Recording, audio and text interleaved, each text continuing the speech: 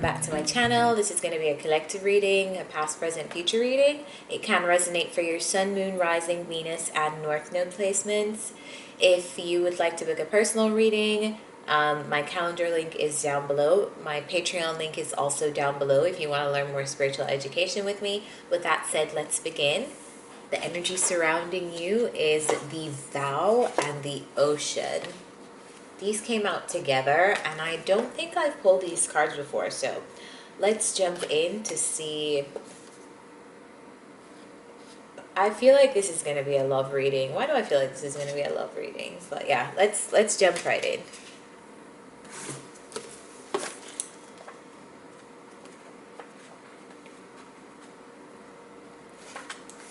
Alright, so let's start with the vow. No, let's start with the ocean. The ocean. The power of the ocean is unmatched.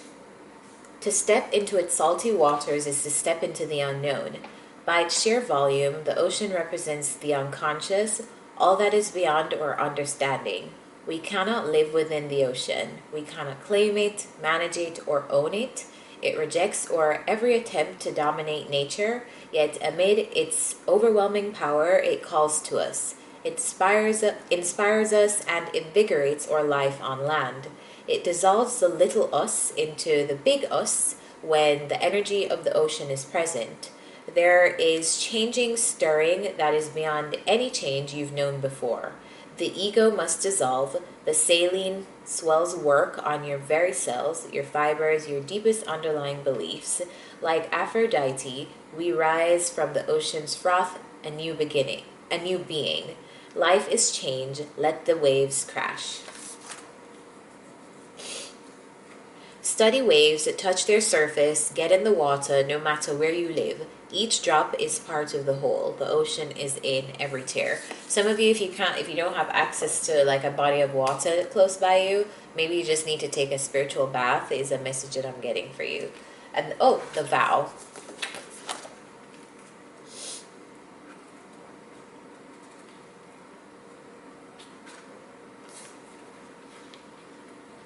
The vow. When the vow is spoken, the air shifts, karmic ties are formed, and destiny tilts on its axis. Our words and intentions have immense power. There's a reason the great mythic stories of our past often include the recitation of oaths and the mixing of drops of blood as a mark of union. The tricky part is that reciting the vow, no matter how casually, activates the eternal and unseen forces of the world. It's a pretty loud airplane or helicopter, so I'm just going to let it pass.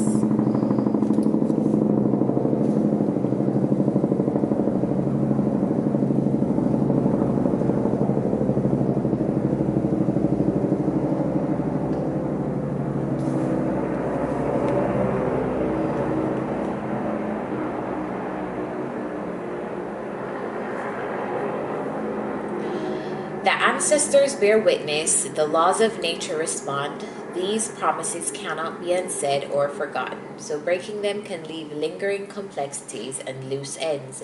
This card calls us to acknowledge the vow we are living by consciously or unconsciously. This card calls us to acknowledge the vow we are living by and either recommit to it or create a ritual that signifies its closure. You've been underestimating the power of your promises. Think of the last promise you made. Was it to yourself or another? Has it been upheld or has it been broken? Alright, so let's jump right in.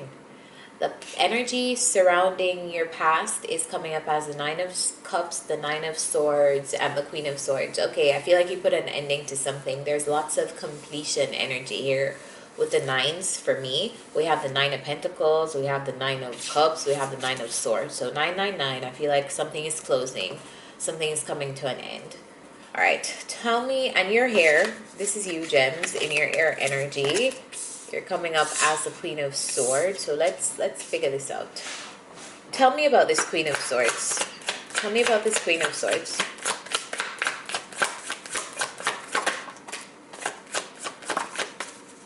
Alright, so you're ready to take a new path. You're ready to pursue something new. And you're ready to pursue something that you like, something that you enjoy, something that's more centered to your heart space. But in relation to what? Clarify this Nine of Cups. Clarify this Nine of Cups. Clarify this Nine of Cups. What is the Nine of Cups here? Alright, so Nine of Cups clarified by the Hangman, the Six of Wands, the Page of Wands. Alright, so a wish that you've had, I feel like something that you wanted, you kind of like no longer wanted it. Like you manifested something, whether that was I feel like it's related to an idea for a lot of you. Like, it's almost like,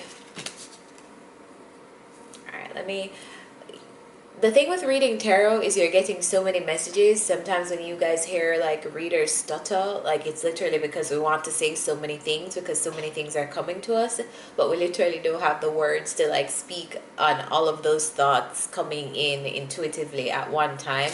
So it's like we stumble over our words. Anyway, all right, so this could be several things for a lot of you. This could be something in the past that once made you happy is no longer making you happy. Others of you, I feel like something in the past that took a really long time to, like, I feel like something that you wanted, it was taking a really, really long time to develop, and because of the time it was taking to develop and the fact that you were not getting much success with it, you kind of were like, okay, whatever. You walked away from it, you gave up on it, you let go of the outcome, let go of an attachment to the outcome. Tell me about the Nine of Swords.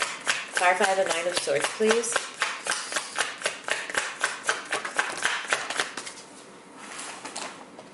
Five of Pentacles. So you probably walked away from something reluctantly, but you did it anyway. You realized that you needed to get it done, and so you committed to it and you walked away from it.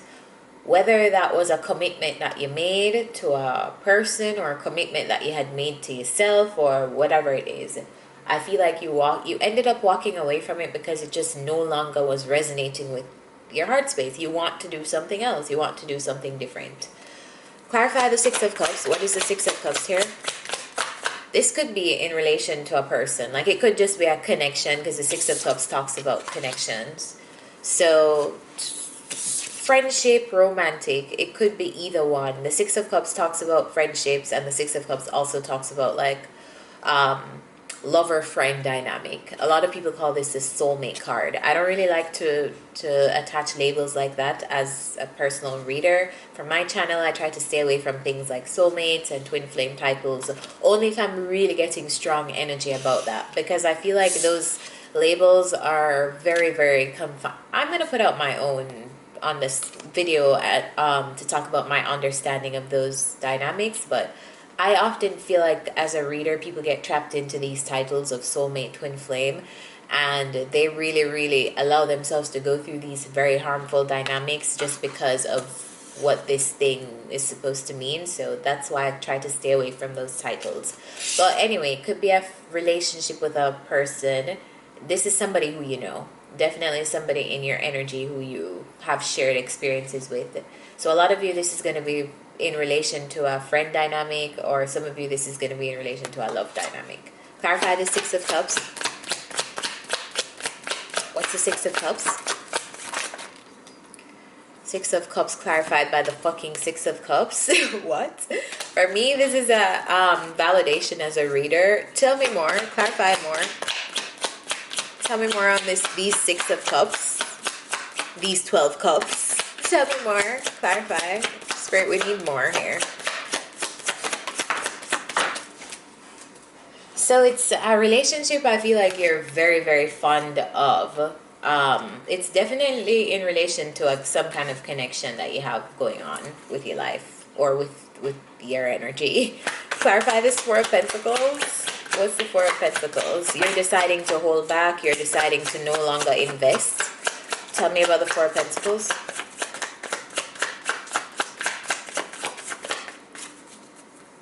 Show me the Four of Pentacles. What does the Four of Pentacles mean?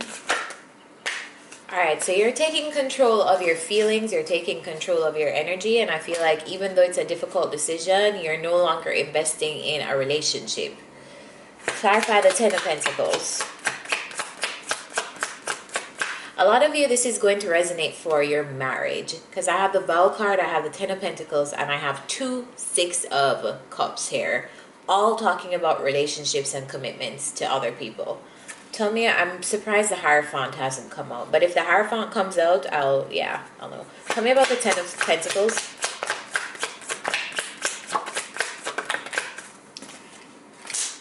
Yeah, so I feel like I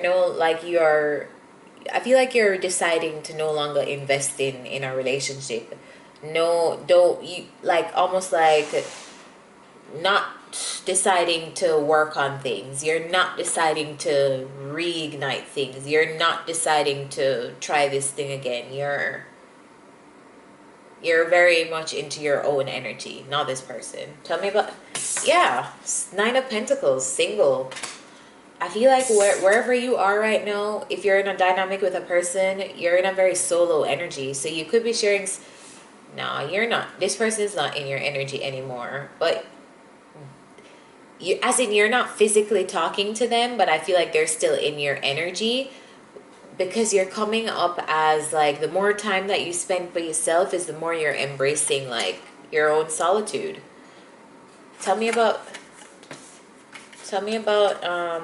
yeah, I don't need to clarify that. In the future, the energy coming up is the King of Pentacles, the Page of Cups, and the Queen of Cups. So there are three people here. Let's figure out what's going on here. Tell me about this King of Pentacles. Ooh, tell me about, clarify the King of Pentacles. Clarify the Page of Cups.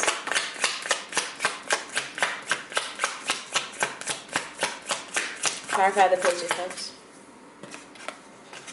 Clarify this Queen of Cups. Clarify this Queen of Cups.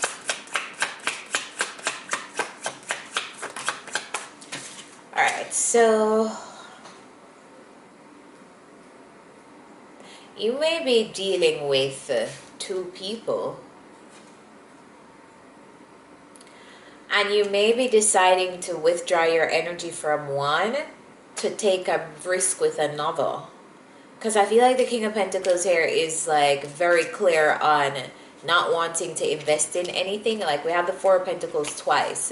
So it's like you're very clear that you're not investing in a situation anymore. But are you deciding that you're not investing in this because you want to invest in another dynamic? It's either you feel this way or someone else feels this way. So if someone else walked away from you, Gems, maybe they're going to pursue something with someone else. Because I feel like there are multiple energies here. If it's you who's putting an end to something and walking away from one person, I feel like you're walking towards another person that you see that you would be willing to take a risk on, that you'd be willing to start something new with. Whew. Yeah. That was a interesting reading. The energies were, it wasn't so much hard to gauge the energies, it was just hard to like translate them to you guys, but we got it done. Let's get some advice.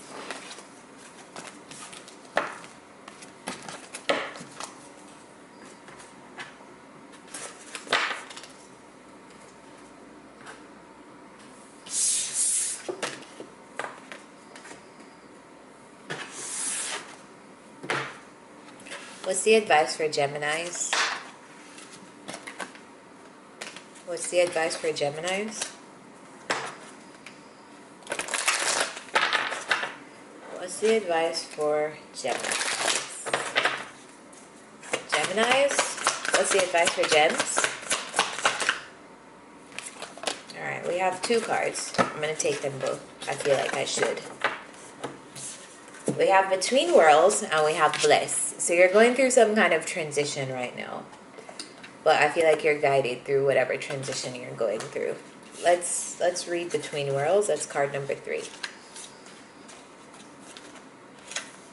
Transitions, not being quite out of one situation and fully engaged in another. Between worlds is where you must let go of the tendency to make assumptions. This is a time when you are unable to see what is ahead. Cultivate curiosity and trust the process of change and growth. You are done learning the lessons of recent experiences. In this place, between what was and what will be, is a state of making and unmaking and making again. What is essential now is to admit not knowing. There is great freedom and power to be unleashed. A mystery that is not yours to understand weaves the web of life within a divine matrix of consciousness greater than your own thoughts, feelings, beliefs, desires, and even decisions. The seeds that were planted in the past begin to take root, but what surfaces will probably not be what you expect. When you are between the worlds, you are invited to see with the curious eyes of a child, glimpsing a rainbow for the first time. Do so, and you will not be disappointed. The relationship message is this is a time to explore the new energy between you and another. It is not a moment for certainty, but rather for discovery and curiosity. You don't yet know if this will last forever, so allow yourself to explore who you are and what is reflected back to you. This relationship is meant to educate you about yourself. What do you need? What do you like or dislike? What values are important to you? You are in a critical phase of your relationship that is not to be dismissed or to be hurried. The next card is Blessed, which is card number 22.